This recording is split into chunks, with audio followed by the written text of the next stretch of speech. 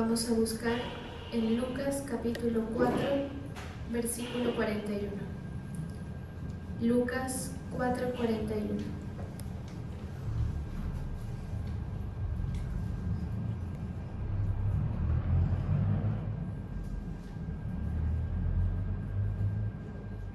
Lucas 4, 41. Entonces Jesús se levantó y salió de la sinagoga y entró en la casa de Simón. La suegra de Simón tenía una gran fiebre y le rogaron por ella. E inclinándose hacia ella, reprendió a la fiebre, y la fiebre la dejó, y levantándose ella al instante le servía. Gracias, Señor. Estamos nuevamente en tu presencia, Señor, dándote toda la gloria y la honra a ti. Te pedimos que tú te muevas, Señor, en medio de nosotros, que hables conforme a tu voluntad. Mueve tu poder, Señor, y ministra tu palabra, Señor, en el nombre poderoso de Jesús. Amén y amén.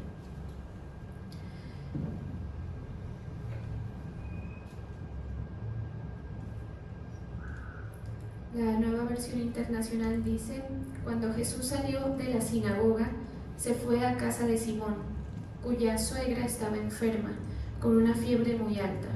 Le pidieron a Jesús que la ayudara, así que se inclinó sobre ella y reprendió a la fiebre, la cual se le quitó. Ella se levantó enseguida y se puso a servirles. Bueno, este es uno de los tantos episodios en los que Jesús muestra su poder mediante la sanidad física. El Señor me llevaba a estudiar el otro día acerca de la autoridad de Jesús sobre los demonios. Y estudiando esto, el Señor colocaba en mi corazón hablarles acerca de que muchas de las cosas que nosotros tenemos son producto de presencia del enemigo o de ataque del enemigo. El creyente, cuando se convierte al Señor y recibe al Señor como su Salvador, deja de tener, digamos, la posibilidad de ser morada de Satanás. Es decir, que Satanás, como lo describe la palabra en muchos pasajes, anda buscando morada, ¿sí? Y Satanás vive en personas, a veces hasta en objetos y a veces en animales, busca lugares donde habitar. Entonces, el creyente, nosotros, dejamos de ser una morada apta para Satanás. Pero ¿qué pasa? Que muchas veces, no hay que confundir, digamos, el hecho de que nosotros somos atacables por el enemigo, pero que no somos morada, ¿sí? Entonces, lo que Jesús hacía, la obra de sanidad que él cumplía, era atacar la autoridad que tenía el diablo sobre un territorio, entendiendo ese territorio como una persona, ¿sí? Entonces, esa es la lucha, digamos, de los dos reinos. ¿Quién se queda con qué terreno? ¿Sí? Así como en las naciones. Y el Señor atacaba al diablo, porque él, a veces en la palabra se mira que el diablo estaba quieto, que no estaba de pronto molestando aparentemente o haciéndose visible, y el Señor le reprendía y le sacaba fuera de las personas. Entonces, el ataque entre ellos, entre el Señor y el enemigo, es esos territorios, son esas almas. Nosotros cargamos, usted lo sabe, con muchas cosas que vienen de parte de familia, con asuntos que nos han marcado, digamos, generacionalmente, y eso se convierte en una especie de cicatriz, ¿sí? O de marca que nosotros tenemos, pero que cuando nosotros conocemos al Señor es como limpiar, ¿sí? Limpiar esos lugares aptos para el enemigo. Entonces aquí ocurre lo mismo. El Señor entra en la casa de Simón y se da cuenta de que la suegra tenía una gran fiebre. El Señor era muy, muy sabio en darse cuenta, mejor dicho, bíblicamente, digamos, todas las enfermedades que el Señor hacía, todas las sanidades que el Señor hacía, tenían una connotación demoníaca. La gente no piensa en eso, ¿sí? ¿Por qué? Porque muchas veces nos enfermamos físicamente, nos enfermamos aún anímicamente y convivimos tranquilamente con eso porque la humanidad se ha acostumbrado a que ese factor esté presente en nuestra vida, ¿sí? Y entonces la enfermedad tiene una condición, digamos, natural. Hay unos estudios que dicen que María Magdalena, usted sabe que María Magdalena tenía 7 demonios antes de conocer al Señor, y para nuestra época, dicen las personas o los que han estudiado esto, era como decir que era una persona que tenía esquizofrenia, trastorno bipolar, enfermedades, ¿sí? Y uno, digamos que cuando lee las escrituras, uno se imagina más a la María Magdalena endemoniada realmente, ¿sí? Que con una enfermedad mental. Ahora, nosotros por la fe sabemos que esto tiene una connotación totalmente demoníaca. Ahora usted va a decir, entonces todas las enfermedades tienen esa connotación. No todas, porque el cuerpo se enferma también, pero digamos que cuando el Señor nos crea y aún nos libera del pecado, lo ideal es que la persona muera por vejez. ¿Sí me hago entender? O sea, no son naturales enfermedades que no se supone que le den a la edad que alguno tenga, ¿sí? Algunas enfermedades fuera de lugar, fuera de tiempo. Obviamente el cuerpo envejece y con ello vienen pues muchas enfermedades, pero producto de eso. Pero en toda la palabra no vamos a encontrar al Señor Jesús diciendo, no, esta sí es una enfermedad natural, no hay nada que hacer, ¿sí? Aún a los que resucitaba, Él los levantaba de esa manera, siempre reprendiendo demonios. Entonces, cuando nosotros nos acercamos al Señor es necesario tener ese entendimiento, porque que no nos acostumbremos a tener esos factores, digamos, o esas incomodidades, sino que entendamos cuál ha sido la autoridad que Dios nos ha dado para poder echar fuera esas situaciones que nosotros tenemos. Entonces nos lleva el Señor un poco como a inquietarnos por cómo yo voy a resolver esta situación que tengo. Si usted tiene una dolencia, si tiene alguna situación, inquiétese por ver cómo la resuelve mediante el poder que el Señor le ha dado, ¿sí? Alguno dirá, no, yo voy a pactar para que el Señor me sane. Esa es una manera de mover el poder del Señor. Otro dirá, no, yo voy a orar, no sé, a ungirme. Son formas en cómo nosotros podemos tramitar nuestra liberación. Porque como estudiábamos ayer, o sea, Cristo vino, ¿sí? El verbo que decíamos, se hizo carne, ¿sí o no? Ese verbo que se hizo carne quiere decir que todo lo que venga de la palabra tiene, digamos, una función de hacerse carne también. Todo lo que yo declare. Entonces, si el Señor no está físicamente con nosotros, pues nosotros tenemos esa palabra que hace posible lo que Él hizo, porque si no, no tendría sentido. Si no, se hubiera quedado solamente en la esfera de que Jesús puede sanar. Pero lo interesante de esto es que nosotros podemos adquirir esas capacidades, esos aprendizajes, porque esto es algo que se aprende. Una persona que esté en autoridad es porque tiene un conocimiento superior a alguien más. Si uno dice, siga usted que sabe más. Generalmente esas personas son las que tienen la autoridad.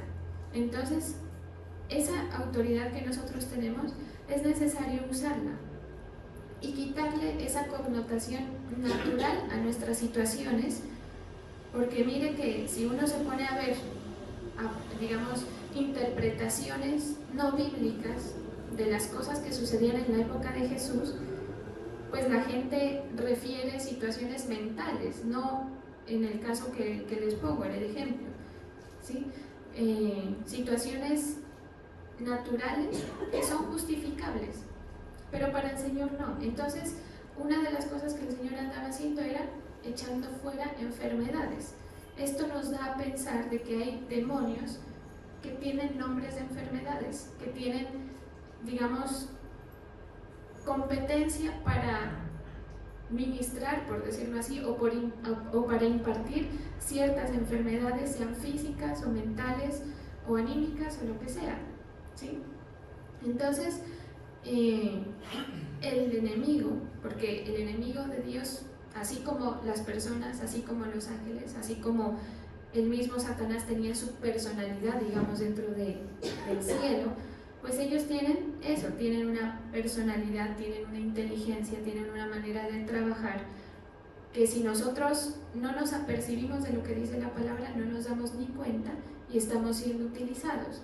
Ese es el caso, por ejemplo, de las personas que están metidas en el tema de la hechicería, el ocultismo.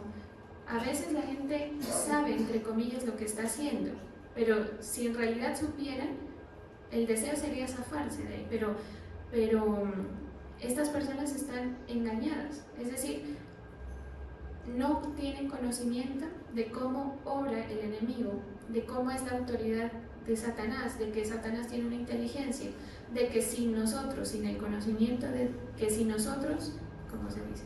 Que si nosotros con el conocimiento de Dios, no, que solamente por el conocimiento del Señor no nos supera la inteligencia del enemigo, ¿sí? Si fuera humanamente, pues por supuesto que usted no se dio ni cuenta y el enemigo le permanece engañando. Ahora, en la iglesia y con el paso de los años es bueno refrescar estas temáticas porque uno se va acomodando y acostumbrando a una rutina, digamos, en el Señor, y esto se convierte en que bajamos la guardia frente a las obras de Satanás, ¿sí? Entonces, aún Satanás también está bajo autoridad, así como nosotros estamos bajo la autoridad de Dios, y ellos colaboran para lo que hablábamos ayer, para borrar la verdad, ¿sí? Entonces usted se fija ahora que ahora todo es bueno, todo ahora se puede, ¿sí? Entonces la gente dice, pero ¿por qué no? Por ejemplo, en el tema de los homosexuales, pero ¿por qué no? Si es amor, amor es amor, dicen, al fin de cuentas. Entonces, ¿cuál es el trabajo del enemigo? Borrar esas verdades de tal manera que todo parezca bueno, ¿sí? Que todo parezca posible, que todo parezca legítimo para el hombre y nos desapercibe de la obra de Satanás. Entonces mucha gente empieza a servir al diablo, a cumplir con los propósitos del enemigo, ¿sí? Para esta generación y no se están dando ni cuenta. Entonces todo pensamiento, toda enfermedad, toda dolencia es muy probable, casi que en un 99% es muy probable de que tenga connotación espiritual y demoníaca. Yo sé que esto algunas personas no lo reciben, ¿sí? Pues esto le va a servir a los que lo reciban, porque si usted utiliza las armas que Dios le ha dado espirituales, pues esas armas le van a servir para su propia liberación, ¿sí? Sea que al otro no le sirva o no le sirva. Por eso dice la palabra que nuestras armas, o sea, las metodologías que nosotros tenemos, no son carnales, sino que son poderosas en Dios para la destrucción de fortalezas. Entonces, hay que acostumbrarse a verlo de esta manera, ¿sí? A entenderlo de esta manera para que podamos acceder a esa liberación. Miren que el Señor no sanó a todo el mundo cuando estuvo en la tierra. Sanó a muchas personas, sí, que leemos en la palabra, pero sanó a los que de alguna manera, por iniciativa propia o por iniciativa de alguien más, accedían a la cercanía con Dios. Ahí vemos el caso del paralítico que los amigos lo bajan, ¿sí? Por iniciativa de alguien más lo acercan a Jesús, o el ciego que se puso en el camino a ver si de repente el Señor se lo encontraba por ahí, y mucha gente lo buscaba, pero digamos que Jerusalén y todos los lugares donde el Señor pasó, había mucha gente enferma. La gente que seguía enferma seguramente pensó, eso es mentira, porque a mí, ¿por qué no? ¿Sí? Eso es mentira, porque listo, sana uno, pero estamos 10 enfermos acá.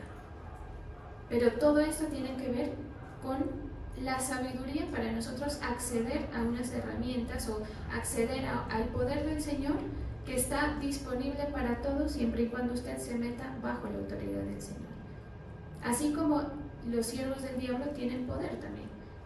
Pero para tener el poder del diablo, ellos tienen que estar bajo la autoridad del diablo. Y por eso hacen cosas que son fuera de lo natural, ¿sí? Pero si nosotros no entendemos esto, y si le prestamos poca atención a cómo era la forma en que el Señor trabajaba en la humanidad, pues vamos a ser esa mayoría que solamente era espectador de cosas que pasaban, de cosas que se decían, y en nuestra vida no va a pasar nada. Entonces usted seguramente va a continuar con sus situaciones.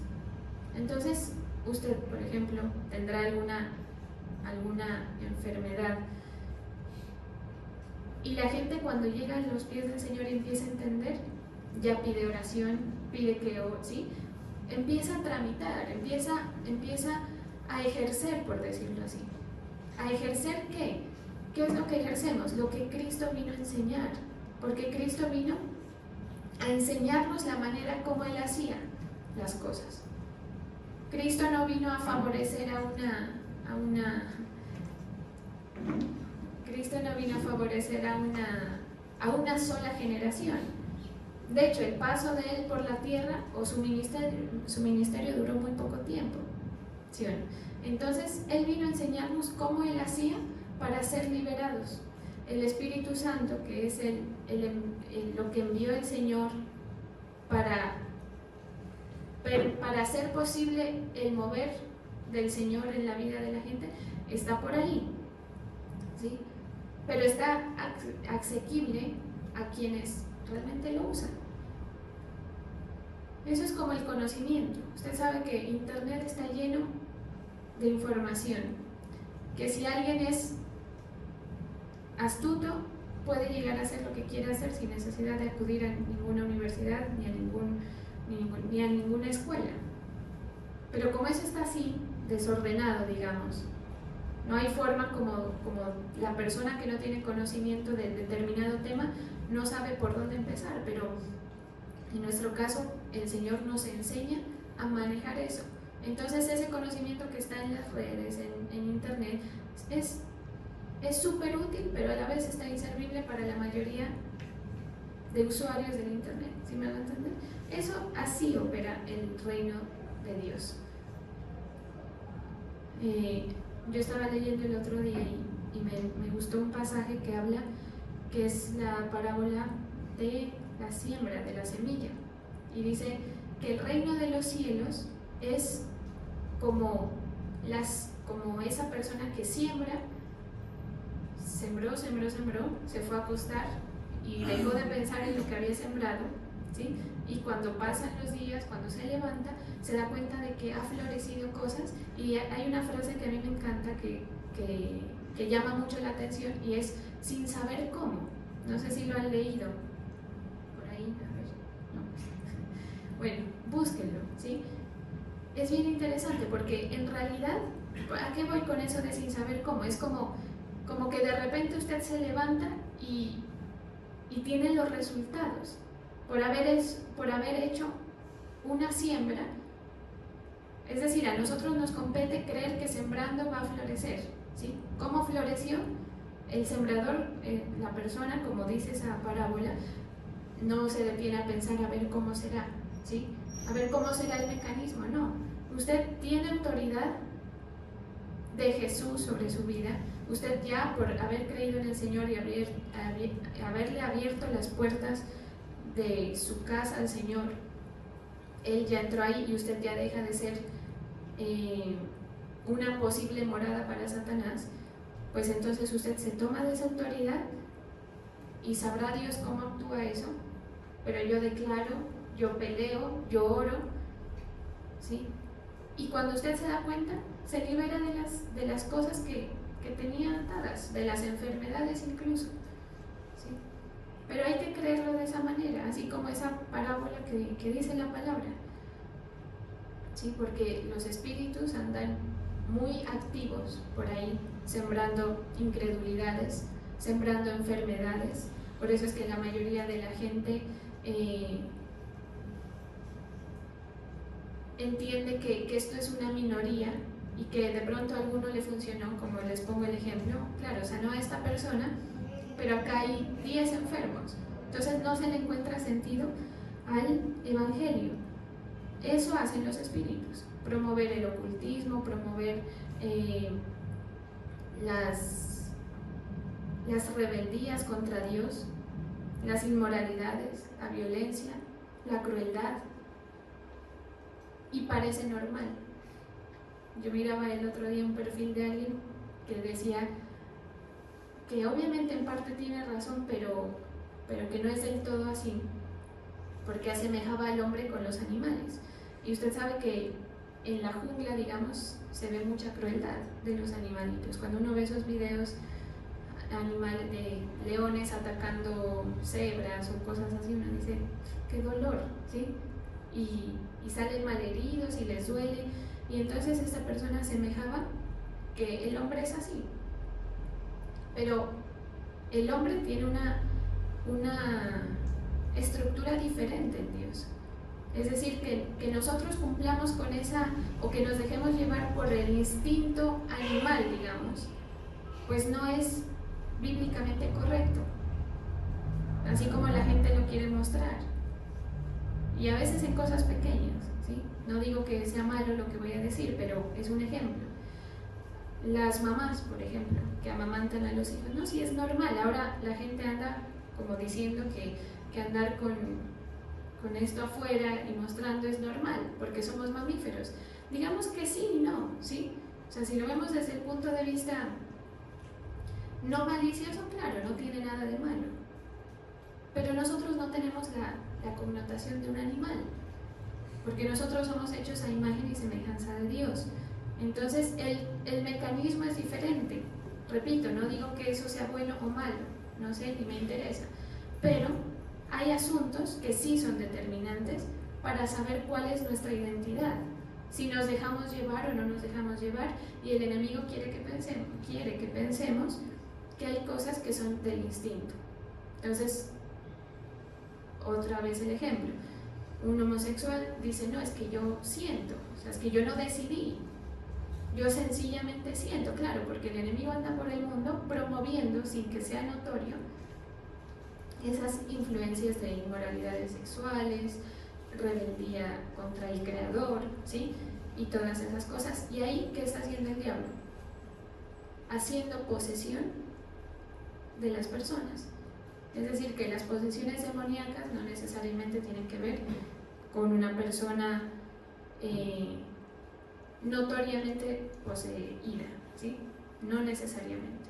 Ahí está que a María Magdalena le decían que estaba loca, que era una persona con trastorno de ansiedad, trastorno bipolar y esquizofrenia. Entonces, la palabra es como esa forma de ver, es como esos lentes que nosotros nos ponemos, ¿sí? Porque depende de con qué lentes nosotros miramos la vida, el entendimiento de la misma, ¿sí? Entonces nosotros tenemos a la palabra para ver las cosas con la verdad. Entonces Jesús viene a atacar. Usted ha leído cuando dice que el Señor sanó a alguien, ¿cómo era? Cuando los demonios, Él hacía alguna acción de sanidad, por ejemplo, de liberación, y los demonios empezaban a decir, Él es Jesús, o sea, Él es el Hijo de Dios. Uno, ¿cómo entiende eso? O sea, yo a veces me he detenido como a pensar, ¿es que los demonios querían que la gente sepa que Él era Jesús? ¿O cómo es la cosa ahí? O sea, ¿cómo es esa respuesta de ellos? Lo que pasa es que los demonios sabían que cuanto más mal quedara Jesús, digamos, en frente de los fariseos y toda esta gente que lo atacaba, pues más lo iban a procurar callar, ¿sí? Entonces era el mecanismo de ellos de callarlo, pero no era que los demonios querían que la gente sepa que era Jesucristo, ¿sí? ¿Por qué? Porque ellos se sentían atacados con la presencia del Señor.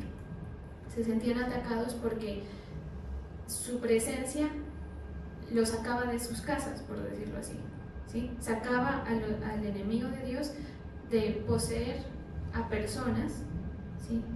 Y esa es la manera de atacar, digamos, del Señor al diablo, porque nosotros, por ejemplo, estamos acostumbrados a pensar de que el diablo nos ataca a nosotros, ¿sí o no? Pero muy poco pensamos en que nosotros podemos atacar al diablo también. Y de eso se trata el tema de la guerra espiritual, que también es tema para otro momento, pero se trata de eso. Cuando nosotros nos reunimos, por ejemplo, y decimos, bueno, vamos a hacer guerra espiritual, o cuando usted dice, si es que lo dice, y si no lo dice, le recomiendo que lo haga.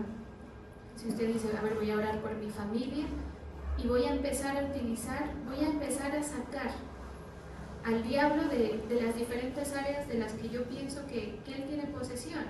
Es decir, la persona, mi familiar que no conoce del Señor, porque los creyentes somos bien descarados en el sentido de que vivimos nuestra vida en Dios y por ahí tenemos un familiar, un primo, una tía, no sé, que no conoce del Señor, y usted ni por las curvas se le ocurre hacer guerra espiritual por esa persona. ¿Qué es hacer guerra espiritual? Es decir, bueno, diablo, aquí estoy yo para correrte de la casa de mi tía, por ejemplo, ¿sí? Aquí estoy yo para ayudar a esta persona a ser liberada de tu posesión. Muy poca gente lo hace. Acostúmbrese a hacerlo. No se necesita mucho tampoco para eso. ¿Por qué? Porque la autoridad simplemente está en la palabra.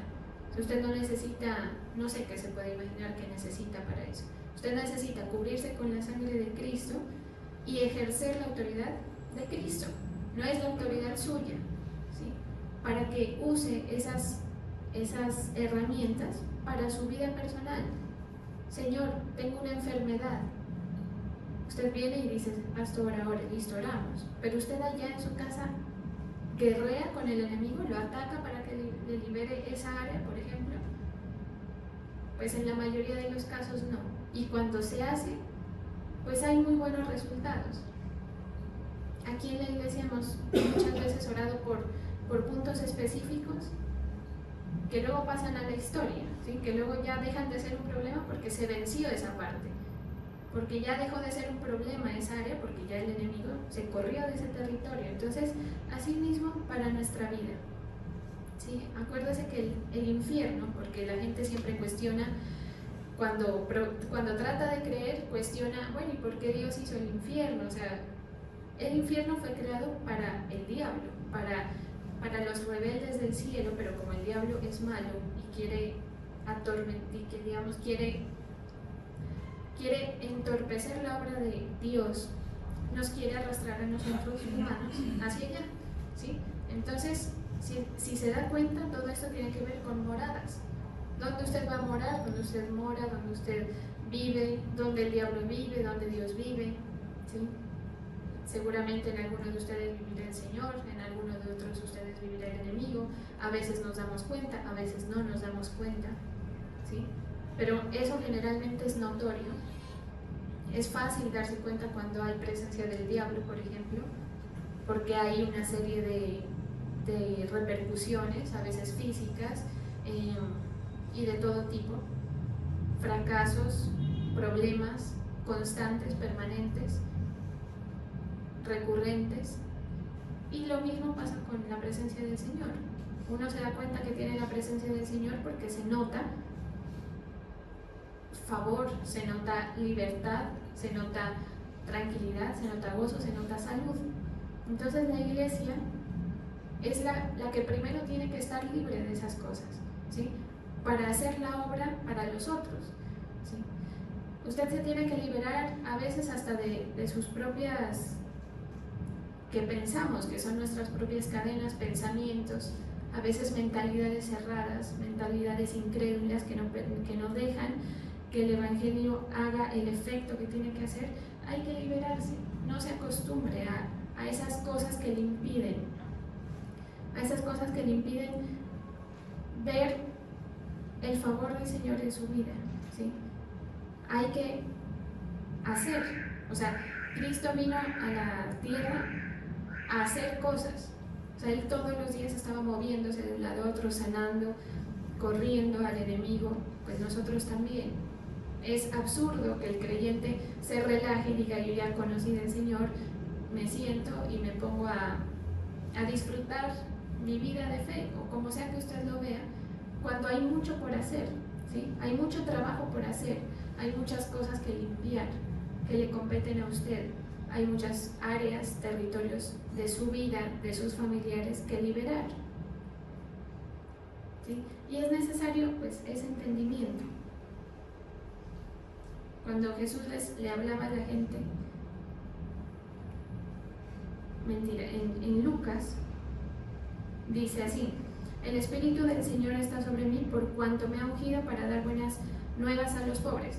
El Espíritu nos unge, el Señor nos unge para hacer cosas, para dar buenas noticias, para sanar a los quebrantados, a liberar a los cautivos, a dar vista a los ciegos, a poner en libertad a los oprimidos, a predicar.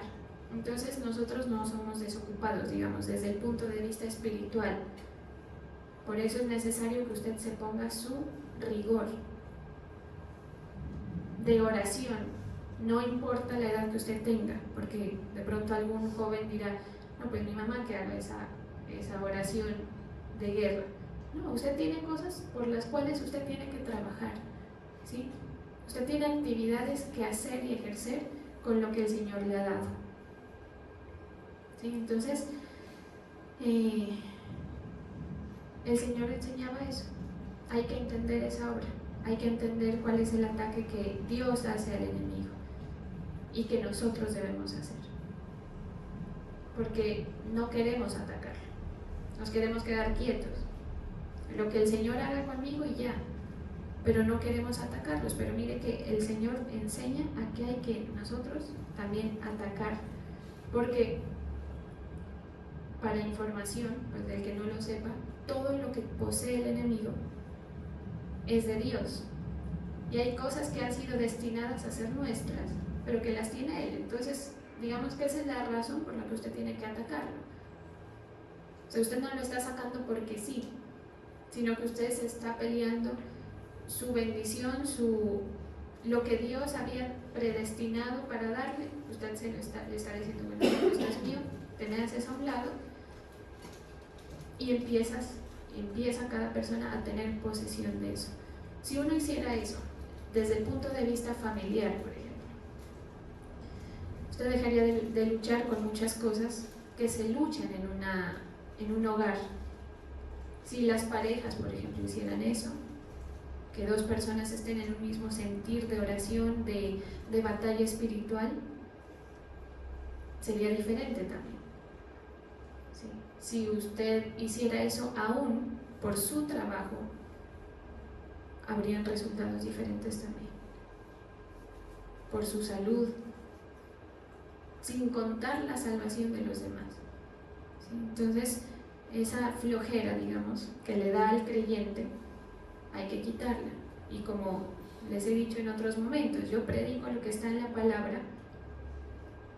Hay temas de temas, ¿sí? Hay temas que son hasta chéveres hablarlos, que dan para muchas cosas, pero hay otros que toca a uno pullar, incomodar, porque si el Señor me pone aquí y yo no expongo las cosas, pues el Señor me pide cuentas a mí. Ahora, lo que usted haga de ahí en adelante, pues ya es asunto suyo, por supuesto, ¿sí?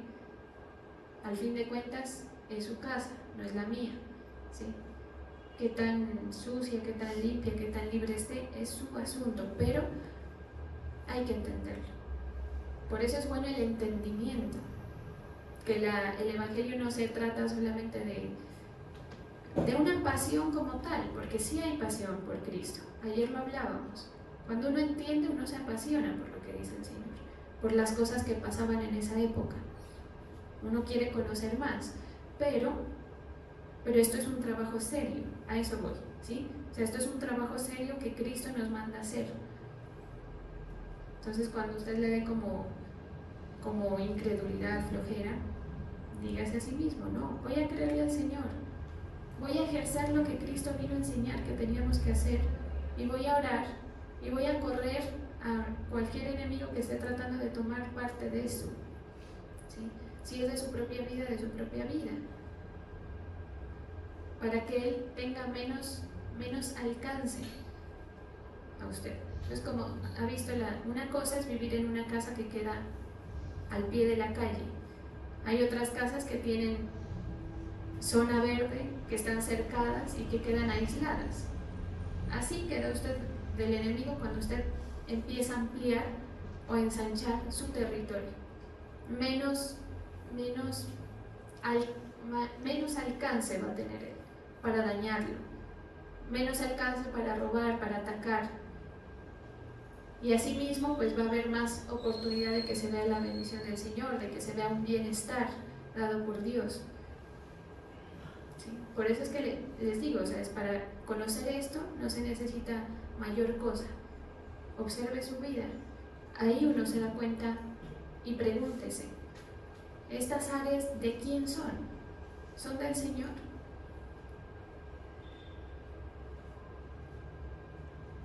¿O son del enemigo?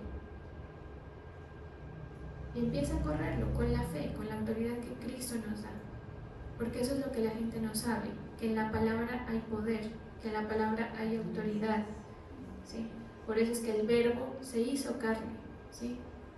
Y este verbo o estas palabras que conocemos aquí son para eso. Amén. Vamos a orar.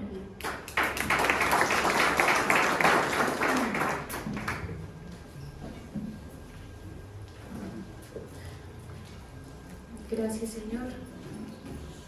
Bendigo a quienes ponen sus ofrendas, sus tributos en tu altar. Bendigo la fe de tu pueblo, Señor.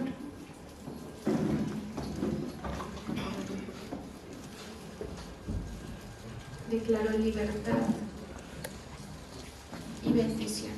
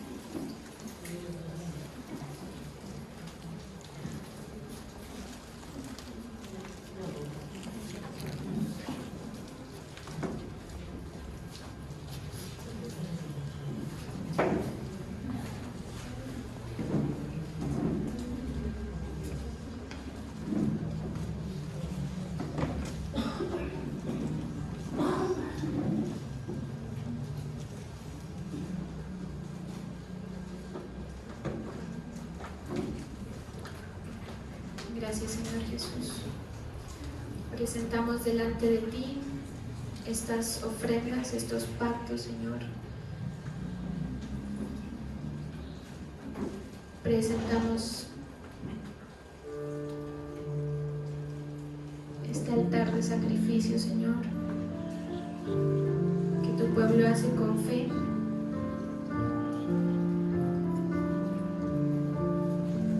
Que tu pueblo presenta, Señor,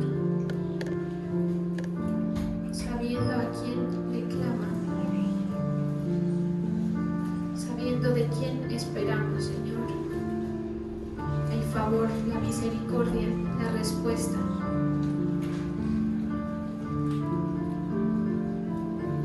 Presento estas peticiones delante de ti, presento el sacrificio de tus hijos, Señor, para que tú lo recibas como incienso de olor grato. Obra a favor, Señor, de los que te creen, de los que te temen, de los que te buscan.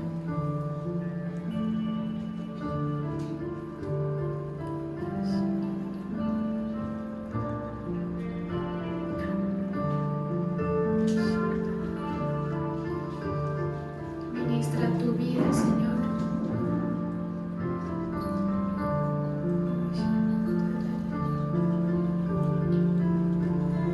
Más entendimiento para tu pueblo.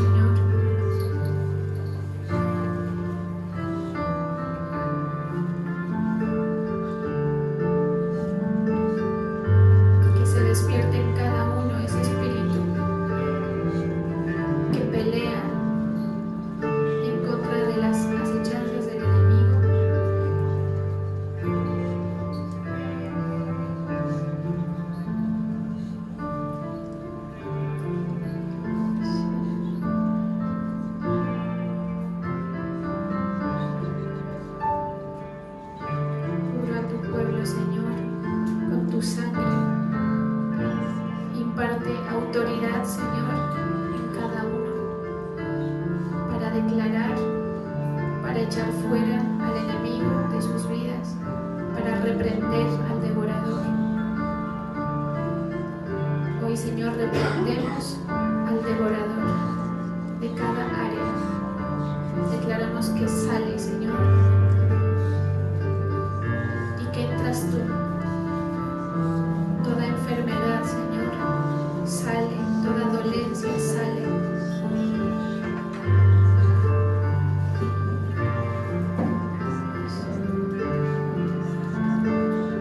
Toda inmoralidad, toda obra de ocultismo sale de este lugar en el nombre de Jesús. Todo espíritu de hechicería, de brujería, de chamanismo sale de este lugar. Toda cadena, Señor, se rompe. Declaro libertad en tus hijos. Declaro libertad, Señor.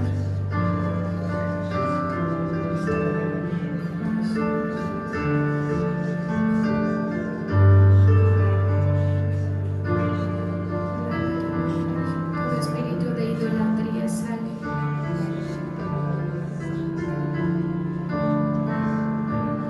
Toda enfermedad.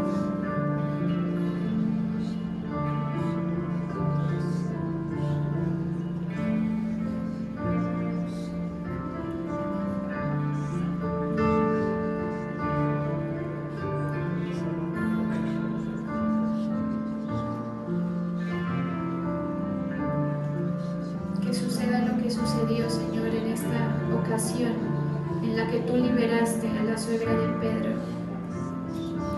Reprendiste a la fiebre y la fiebre la dejó. Y ella se levantó y servía, dice tu palabra. Porque en la medida en que somos liberados, podemos volver a tener las capacidades que se habían perdido por causa de esa obra opresora del enemigo.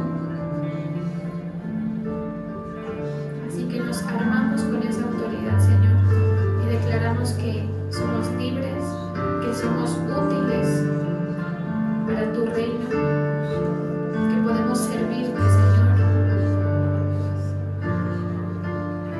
en el nombre de Jesús.